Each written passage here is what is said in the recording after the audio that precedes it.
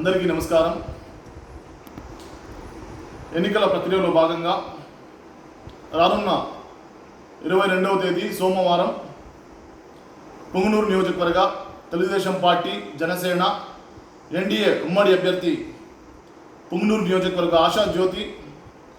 శ్రీ చల్లా రామచంద్రారెడ్డి గారు నామినేషన్ దాఖలు చేయడానికి కార్యక్రమం నిశ్చయించినారు. కాబట్టి పుంగనూరు నియోజకవర్గ తెలుగుదేశం పార్టీ జనసేన ఎన్డీఏ ఉమ్మడి నాయకులు, కార్యకర్తలు, అభిమానులు, పెద్దిరెడ్డి రామచంద్రారెడ్డి గారి బాధితులు, పుంగనూరు నియోజకవర్గం మార్పు కోసం ఆశిస్తున్నటువంటి ప్రజలు, పుంగనూరు నియోజకవర్గంలో పీడించబడినటువంటి ప్రతి ఒక్క వ్యక్తి చల్లా బాబురెడ్డి గారి నామినేషన్కి అండగా పుంగనూరు నియోజకవర్గం, పుంగనూరు పట్టణంలో